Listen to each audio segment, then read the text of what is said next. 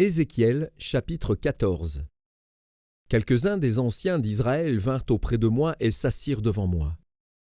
Et la parole de l'Éternel me fut adressée, en ces mots.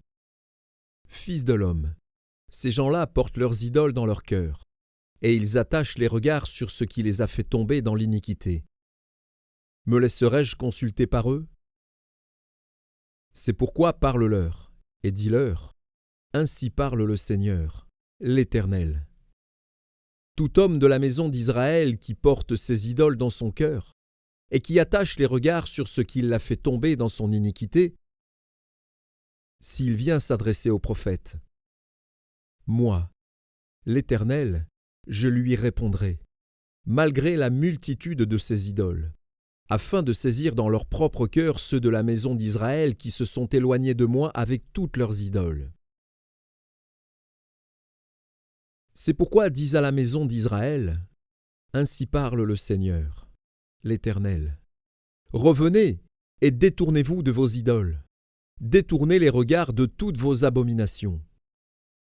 Car tout homme de la maison d'Israël, ou des étrangers séjournant en Israël, qui s'est éloigné de moi, qui porte ses idoles dans son cœur, et qui attache les regards sur ce qui l'a fait tomber dans son iniquité, s'il vient s'adresser au prophète pour me consulter par lui, moi, l'Éternel, je lui répondrai moi-même. Je tournerai ma face contre cet homme, je ferai de lui un signe et un sujet de sarcasme, et je l'exterminerai du milieu de mon peuple, et vous saurez que je suis l'Éternel. Si le prophète se laisse séduire, s'il prononce une parole, c'est moi, l'Éternel, qui aurait séduit ce prophète. J'étendrai ma main contre lui, et je le détruirai du milieu de mon peuple d'Israël. Ils porteront ainsi la peine de leurs iniquités. La peine du prophète sera comme la peine de celui qui consulte, afin que la maison d'Israël ne s'égare plus loin de moi, et qu'elle ne se souille plus par toutes ses transgressions. Alors ils seront mon peuple, et je serai leur Dieu, dit le Seigneur, l'Éternel. La parole de l'Éternel me fut adressée, en ces mots.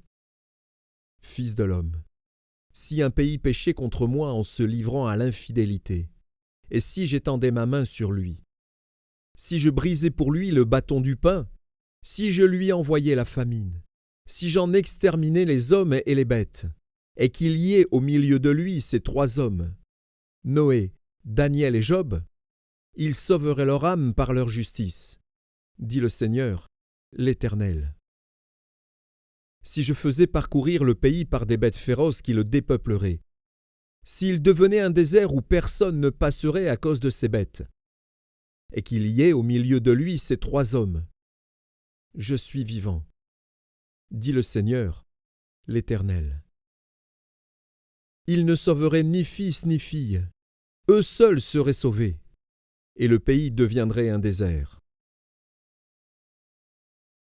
Ou si j'amenais l'épée contre ce pays, si je disais que l'épée parcourt le pays, si j'en exterminais les hommes et les bêtes, et qu'il y ait au milieu de lui ces trois hommes, je suis vivant, dit le Seigneur, l'Éternel.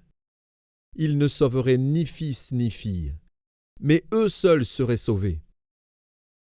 Ou si j'envoyais la peste dans ce pays, si je répandais contre lui ma fureur par la mortalité, pour en exterminer les hommes et les bêtes, et qu'il y ait au milieu de lui Noé, Daniel et Job, je suis vivant, dit le Seigneur, l'Éternel. Ils ne sauveraient ni fils ni fille, mais ils sauveraient leur âme par la justice. Oui, ainsi parle le Seigneur, l'Éternel.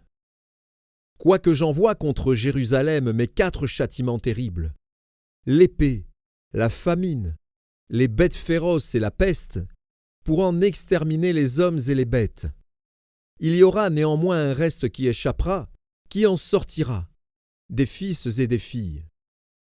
Voici, ils arriveront auprès de vous.